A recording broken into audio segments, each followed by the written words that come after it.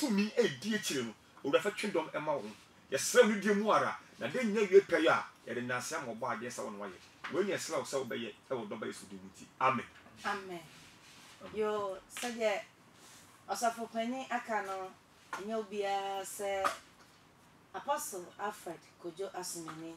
Ebi kan actually baby a sasafi ope chira kwan obi hwe nyame che mambo obisa abotafo bia se ohwehwe asafo a friend workers of Febna eho na obi hwe ewo enwumre so said the kano ewo abefon 10 times so YouTube ni Facebook dada no eno a na eguso a ye de edum pempen so a ejina so ye bisa se ewo se nokore no anase botai ne se ewo se nokore no yeka the truth must be told ewo se nokore no yeka eno ntanyume so wo yo anasa wote yanka bio esa wa ha na nya san foforo bia nye de bia yeka ho asam se wo se nokore no yeka eno aho na ye ba bebobo enyume frobie no bisum frobi na afe yanhwe ekwan ahodo a ewo se odidi ni anasa o Kristo ni ebefa so a obenya nkwaje ama ne kra na die chire mu enti apostle we de emre no ko bebre enti we me nche kra na ensemfo bi na ya na ekire menim se sa kire ma adwen so yi menim atiefo no ma hwefo nyina so ebe kire ho nso adwen so ye ka se obi ewu ewo Kristo mu kra na kire se enipa no wo wu ne sen anase ase kra ene sen esi sen nipa we de wo wu Kristo me da se eri pastor on se sa kasa we akasa bi a asofo bibele kan bi na bibele kan bi yesi wo bi wo Kristo mu a ye ka se nipa de ko asole B asole A asole Z wo wu mu tese wo wu Kristo mu eno ye friend wo wu asafo nu wo wu asole nu ye ka se bi wo Kristo mu a different from wo wu asafo nu enso nda ye de asafo kasa na kasa se wo wu Kristo mu wo wu Kristo mu e wo wu ni dia kwan bi asa wo se asafo na eteki bibia nje se enye se wo wu asafo no mu anasa wa sorry no ne kire se watiti wa go do heaven na sa enti no se ye ka so be wu Kristo mu a me mfa ho asole a wokọ wo betumi ewu wo holiness church mu ne owu wo asafo bi no ko pie wo baade ahinwe mu ona wo wu Kristo mu enti enye se de yen ti asemu no etefa no se me ko Anglican Methodist Presby ene asafako ka ho enti mawu enti nye beka na se no yo Kristo ni mapa wo enti wo no nko ade na kire se okọ obo ade enchen enye sa na tie wo se mi twa no wo wu Kristo mu one ne ye ni suban edi ni ko ne jare nchen ne bofo no nchen no ene kire se we owu Kristo mu okay as ye hu ni se hia dem ho ne Kristofo ne wo ho sa pepepe sa edi obi ko asole afo no se Kristo ni but Kristo ni no wan Kristo ni ni ya ohun ne fun so jitum Kristo ni ni ya ohun boni edwane so that's aso dem ho ye hia ehun boni na ya ye dimika eko hia boni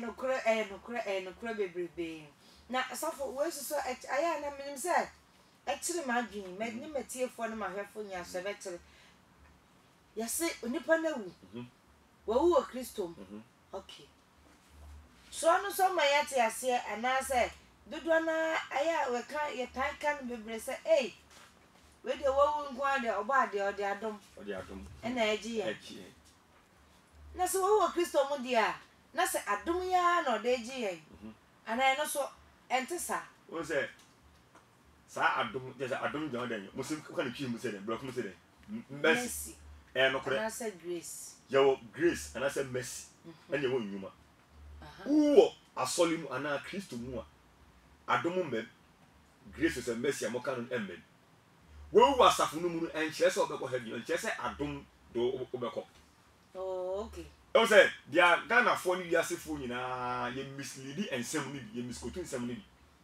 wo Kristo mu ento obekọ heaven no adom nyi ni pankwa adom emmankwa na chese de abribia ye kan se wonya wu no nko ade watiti o se dia mu ni Bible be bien na atro se adom man kwa. Be bien Bible na atro se adom no be man kwa. No. Ye wa asase su mercy and grace. Ebe kasama. Okay. Adom be kasama wa asase we so. Bada me no ba koda. Yen solid mu no adom nyeduma. Na che se what ya sie dia Adom no yeduma. Adom no yeduma. Ne mo mbo mode aja da katea ne dia. Wa force wu a adom nyeduma. It was a sansem we bebele e wo members na so say adom we shall be saved by grace. Before we were saved by the grace. Ampa e de adom na je ye nkwa. When I'm saying sofu bia obi o wiase bia e adom na onyankopon de apa. Because kan nyuma de kan ye kan ye nka ho. Because on amadom so the friend one Abraham anamboa adom for Abraham. But Abraham nya oba ade ahime mu ko ye no e ye nyuma. Oh, okay. It asase we so de e adom. Enti na uko wi obi ade a ye bo obi adu enka ho. Ye chi wani ye ja ni obi le koda e uko din samfun bi bibia ye obi anka. But blah na da ba kan se gu obo edu asama de ho no adom ma ho. Oh, sa. Ye nya siew ne du asama de wa Yesu mu ta yima ho. Hey. Asi Yesu mo ja de. Efe metra adom na ma ba Yesu mu ja. Ufri asase we so ko du asama do. Na wa mo wura himemu Yesu mu ja asase we so in the name of Jesus Christ asama do anyeduma. Wo be ka che o pray say sa di ni ya odin ade wa asase we so ba asama do hono mo de anyeduma. Enya say asama do kwatumi che Yesu mu ja o. Ana ka me be bi say. Asama do kwatumi enche Yesu mu ja. Ba wa hye ne bibia pepepe. Asase we so boni biara me ni be bibia ye be che.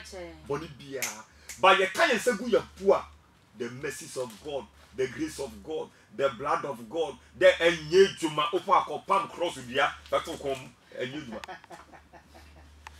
Hey, ye tia sie e na grace ene adom e kasama ya. Na bra na se de apostle kan ye kata ye ni dia na se enyejuma bi. Na apostle me se so bisa se adom ye se enyejuma. Enyejuma oba bia.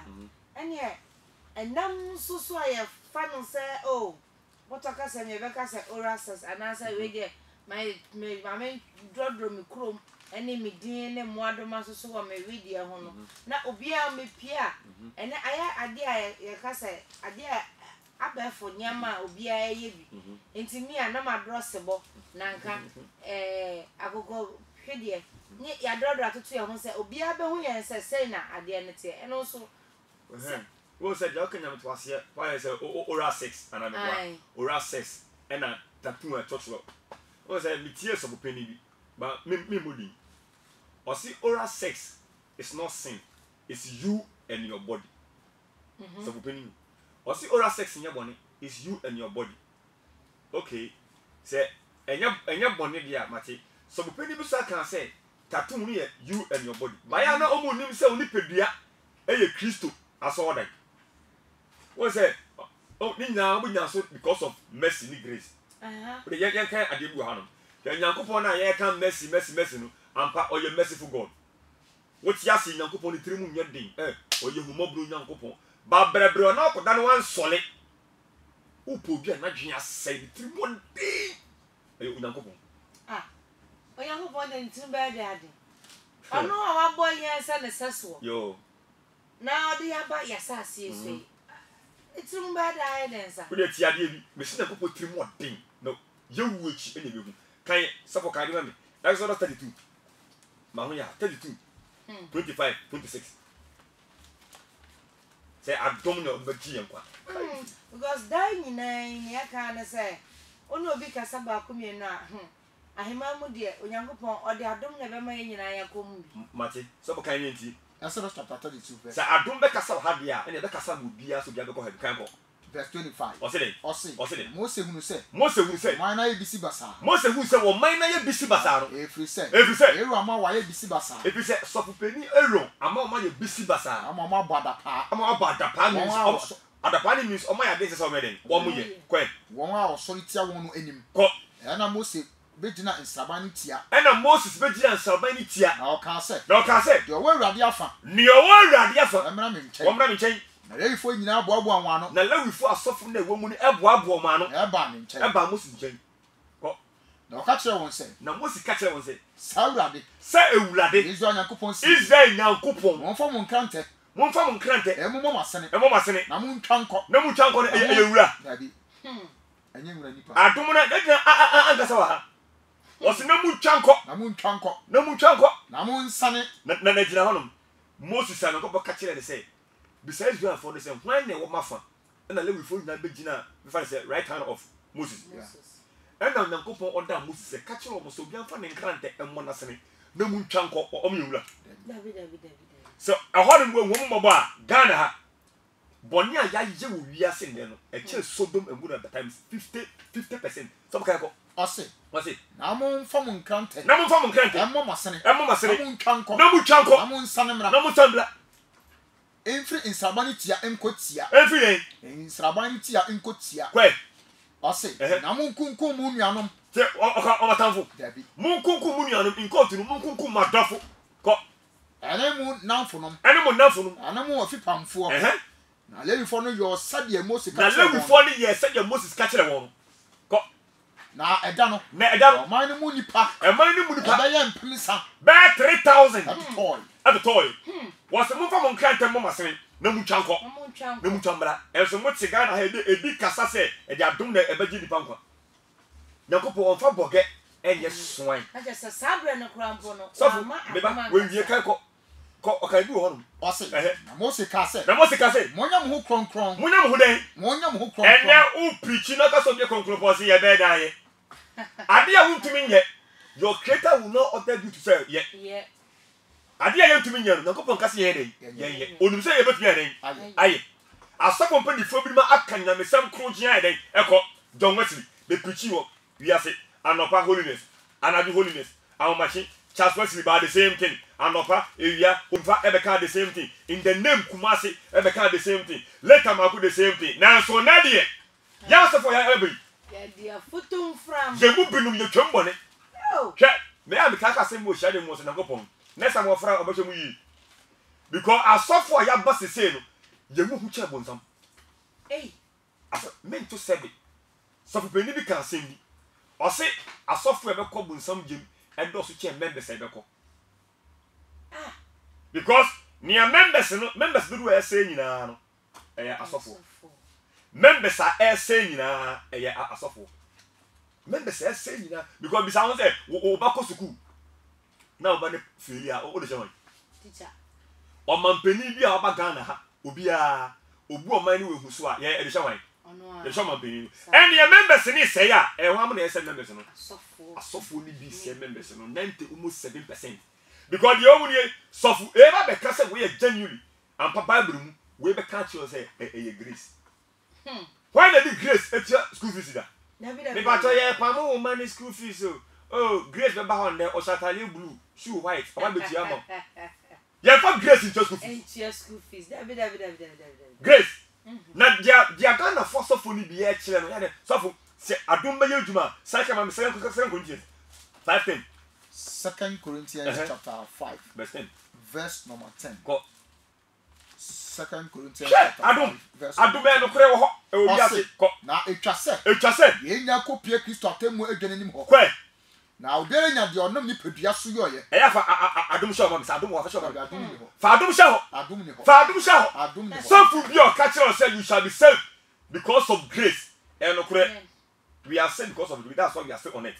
But the moment very dear you be bia, let me tell you, and my affection Adam. Yes, na go okay. What's that boy we born you Kofi Kenyatta? Or say that atemuda no say yes one consider and sure na help you nipa.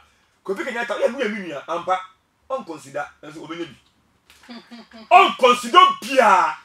And na most muta one consider. No muta loto. And then muta loto. Most muta na bonsam wo ho na okoto eni hiri sei ene okoto age Ghana fa Ghana ha ye wasofo papa ba e no kure yarmfo so e hye lie so be kama me o se etwa se ye nya kopie Kristo atenu enim ho na obere nya de onom ni pedua so yo se papa o se boni o adom she ho Sa ka me James 2:10. Enti munya sa adom ne ka. James chapter 2 verse 10. O se dey. O se. Do obedi mmara ni nyina so. Nyankopon ni tiri mu den no mami. Me ni mu ya nti o se no.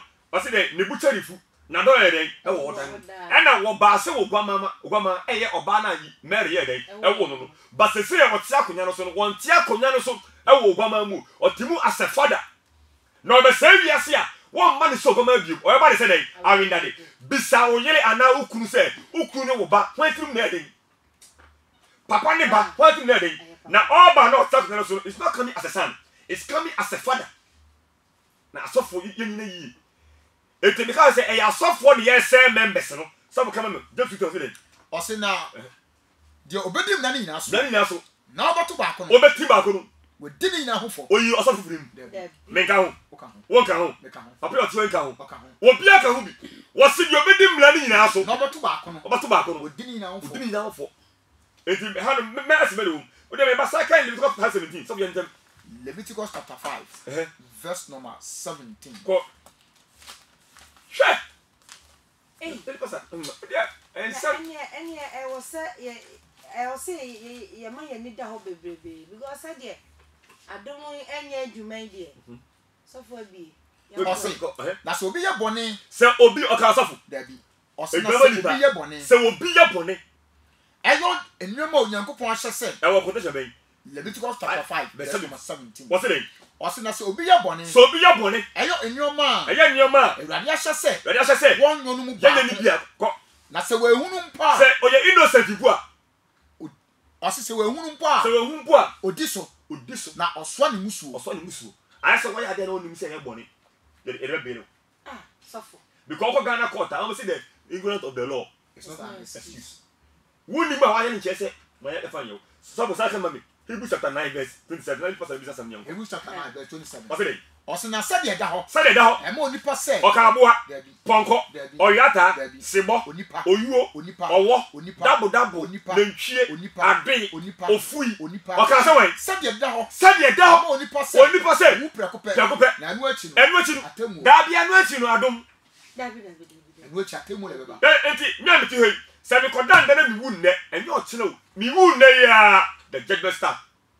Okay. And this are blochira oko America. Udu kiela mo kwa na ko si wo Holland no. No we transit. No atwaso. Uwe di mle ya. Your judgment start. Adom nkasa wo hobio. Nti adom ye ka adom ya nti ase adom ye grace. Me say Yesu moja e wo tumi wade anyina so ba e ma sama do ye bom ma e mejew. Ye bom ma wa sama do Yesu moja ma ho. Eh, ma mi je emma ho. Emma ho. Come Malachi 2:7. Malachi chapter 2. What's it? Verse number 7. Mo ma so for ka kire mo sa adom. I say we should work our salvation with what? Fear and trembling. Yan fa opopo, yan kwaje hoduma. Kwe. Malachi chapter 2 verse number 7. Ko. O say na esese osofo anu kra nimde. O ka konfo. Dabi. O ka malam. Dabi. O say wen. Esese osofo na nu kra nimde. Enti ne asofo a baby. De o mu kire enimde kasa. Blada di lotonoma. O ba sha tra nya bone. O ma mu chipons. Ya mu mbo mesh. Ya mu she high heel. Ya mu she jewelries. We enimde kasa. So kan ko. O se na esese osofo anu kra nimde. Esese osofo anu kra nimde. Awon hwe mra ni fi nanum. Na so be na o Ghana ha be hwe mra fi nanum. Ye nyina ye tukwan no so kan ko. Every se. Ewurade bofo ne no. O kan sa comfortable. Ewurade bofo ne no. Nanso. O se nanso. Mo afiri kwan no so amane. Ye free kwan no so ade. Amane. Mo nipa bebre sunti mra no. Asofo no se ye ne ye say members no.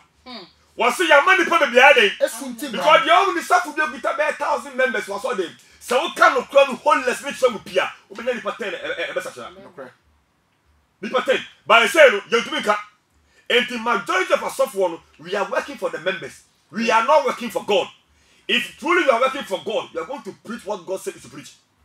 Say no Christ we go with Nyankopon we be kan de Nyankopon say den kan because Bible no say de Nyankopon asoma no wo kan Nyankopon sem ye to be ka o me kan o me ja so no na me ho no mu nya yo be pam me mo ye nya me na me pam because ya mo go to me kire me nya me nye Apostle me pam da me to me kire what to do because owu echi atamu eren na John Wesley kan sem say macho kan in the name kan amaka enya paradise akotena me menka ne wen eno a me nya soli manipa ana wo utie me menka asafa de ameka na me se bo ho mpa se no kura adom bejo Yesu mo ja etima de nyina ye ba emu nwura asamaro wo asa wan pie obode ahime wan pie paradise kai je obi ewu no wo Yesu mu na kopon mu na konkun ni a okupie paradise okoye transit from paradise to heaven transit and owu na ko asamaro kai transit from there to lake of fire 2 minutes pa be yes so kan ko Ose na so momo na firi kwan so momo ne pa be de sunti mra no asofo no je ma sele apam no asafari na ose enti men so wono so na ma moni magu ase na ma bra mu ase e wo man ni nyina anim and the lotto asofo bi ma lotto no ma safo na nya ka wo so dai who told you that so lotto na kan baby sasa na nipa na da o so timi da na obi amonska so diwe fa kotade wo ho anu asa okasa o ensesa no ene no so o se le ko sa on ka se mi yo ka se so kwa de kan o se o mo de ko nyamu so kwase ya bi ho no ma no o se di o mu nie ni pa abawu asisi an ya di en sika no mana o so ho da no to se lo da ko ma kira da so ha no mana o so ye no enye lo ya mesika nyina ana se ye loto bia ene hu se nyankopon kwa no yi da ere e kire se loto bia ye nyankopon kwa na yi den e kire apostle sa ade no usun da ye na hu ye yo wa peme wotwa oni mi twa no de nta peme ne se wo oduma ne peme no o ba peme sabu kan ko Ecclesiastes chapter 10 verse 3.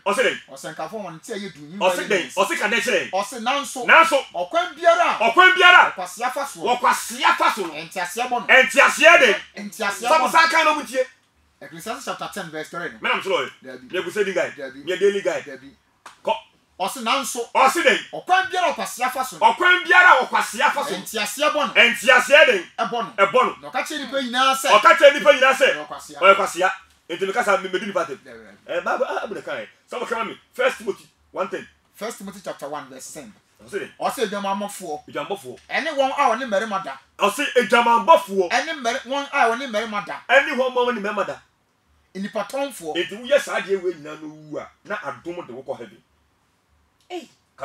kam me mpesa me ko heaven kam me pe se wo bo brabo fun we nyina ewie nipa ton ejamambo na me ko possible se ko heaven kono be nu so ma ko na sofo etisa na we de senka enya bone bia sa bone kakra kuma le pastor ni so o ye o wale ni wa she mra ma o ma ane wo ye ni ba ai na ko de oni mra o se o mra ba ye na huma brought him oda yo ko sipi we eye den tetenyum obisa le go se methodist for say no mo tu sa ni mo tete no na say na om life ye den etie ye tu nehu ma blos ne ani obile da nehu ma blos no nyim no ogoyi mo bro ni tikoyi so for the kan ko First Timothy chapter 1 verse 10 o say nyamamofo ene won a woni merima da oni mo ni merima da eda ko inipa tonfo mo to nipa atrofo entantofo ye ka say entantofo eye lotto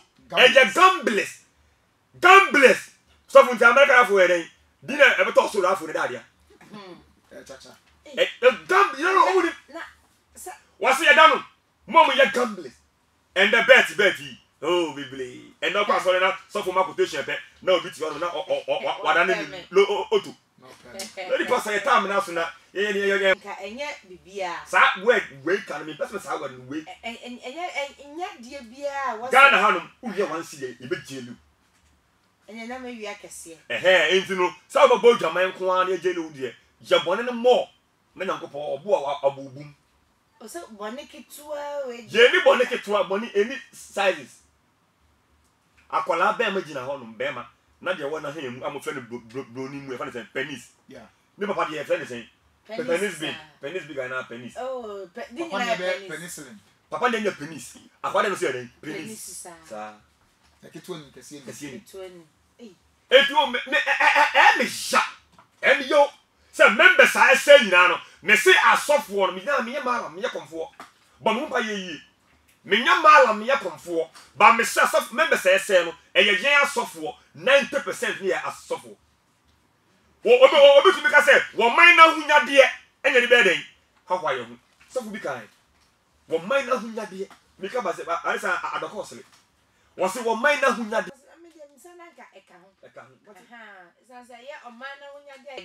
Di omuni woman na hunya de e ya de na nkopon bo woman no na e ka woman no enya de yen nipa no ye de timber diamond gold silver le sare wan e ka ho we ma say that could make sure you hanom say God is not against jewelries or gold but not on human body.